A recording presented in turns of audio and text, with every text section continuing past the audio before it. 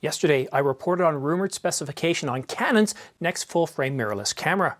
My video was not clear which camera we would be getting or how reliable the information was. I did state in the comments and description that the information did come from Canon rumors and came from two sources, one of them reliable for over 10 years. I even doubted the information myself. But today, I'm here to update that information with facts. The camera is going to be called the Canon RS. It will be a video-centric camera. But before we get into that information, I want you to understand how Canon rumors rates the likelihood of a rumor being true. This slide explains how credible the information is on Canon rumors and gives you an understanding how much it is pure speculation and how much of it is fact. Give me a minute, then we'll get right into the facts of this video. CR0 is basically a joke. Canon rumors rarely post these kinds of rumors, and I rarely cover them.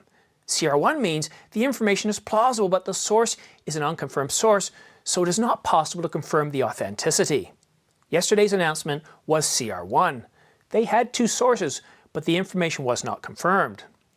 CR2 means the information is good and from a well-known source. Even known sources that have been correct in the past may not provide perfect information from time to time.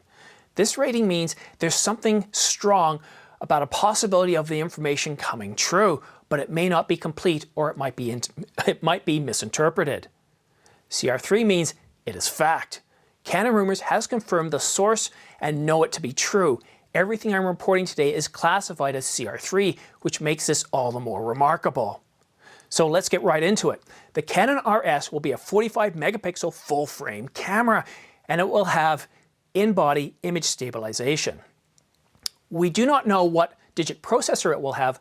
Previous rumors, though, have indicated that it will be a modified version of the processor in the 1DX Mark III. In-body image stabilization will have 5 stops.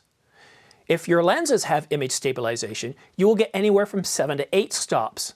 That's significant. I can't wait to see how well this performs. We've certainly waited long enough for it, haven't we? The Canon RS is capable of shooting at 14 frames per second mechanical and 20 frames per second electronic. That's the same specs that are in the Canon 1DX Mark III. This is beginning to sound like a mirrorless version of the 1DX, but more video-centric. Still, we do not know how well it will perform in continuous autofocus, or what the buffer will be like.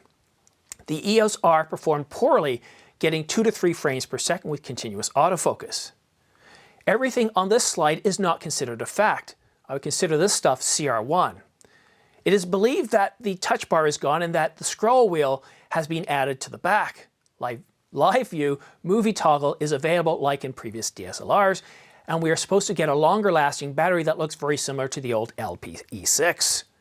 Now for the big news, and this stuff is confirmed as fact. Everybody, including myself, doubted yesterday the Canon RS will produce 8K RAW video up to 30 frames per second. It will produce 4K at up to 120 frames per second. How is this possible? As I mentioned at the beginning of the video, Canon rumors consider this a fact. Just let that sink in for a moment. 8K, that's way more than I need. I'm not even sure my computer can handle 8K. I don't even know what I would do with it. But 4K, yes, I can use that. Will it be capable of 10-bit 422? What are the bit rates? Will it have expensive CF Express cards? I certainly hope not. But if it is capable of 20 frames per second and we have a big buffer, we might be stuck with those expensive CF Express cards. So when will it be available? The Canon RS will be announced before CP+. CP+ is a camera and photo imaging show. It starts in February on the 27th and continues to March. That means we will get an announcement within the next 4 weeks. The Canon RS will be available for sale in July. That's just 6 months away.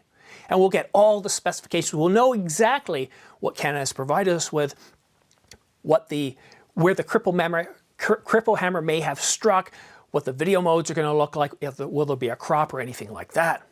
So, as you can tell, now I'm really excited. This is going to be an amazing camera. In-body image stabilization, 8K RAW and 4K 120.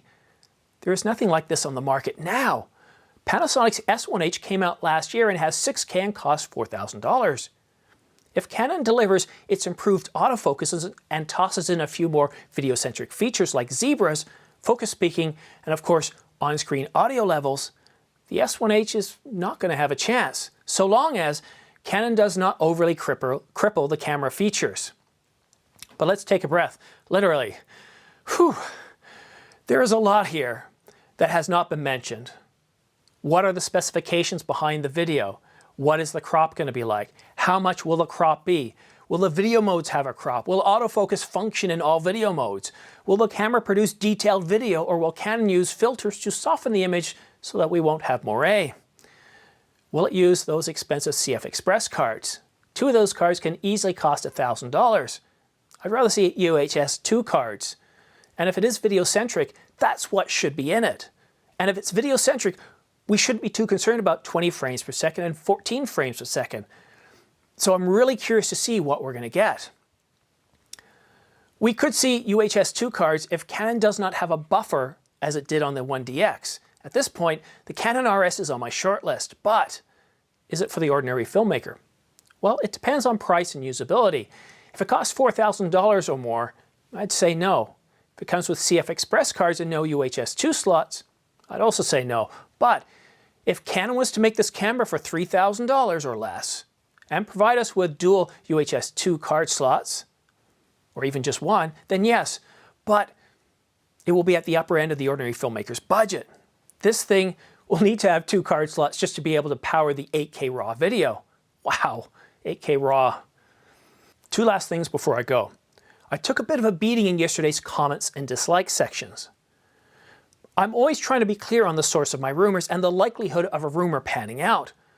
I also mention in the description that these are rumors. So why do I do rumors to begin with? Well, they're not news, right? But they are interesting, and they're interesting to a lot of viewers like myself.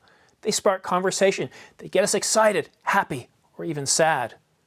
I will continue to publish them as long as there is need, but continue to comment, good or bad. Continue to give me a like or dislike. Your feedback helps me tweak my videos. With all future rumors, I will state how likely the news is right away and in the description. If you have any questions about this video or comments, drop them in the comments section down below. I review all comments and do my best to answer your questions. If you would like to receive notifications and new videos as they come out, go ahead and press that subscribe button, followed by clicking the bell icon and choosing all. Thank you so much for watching. We'll see you again soon.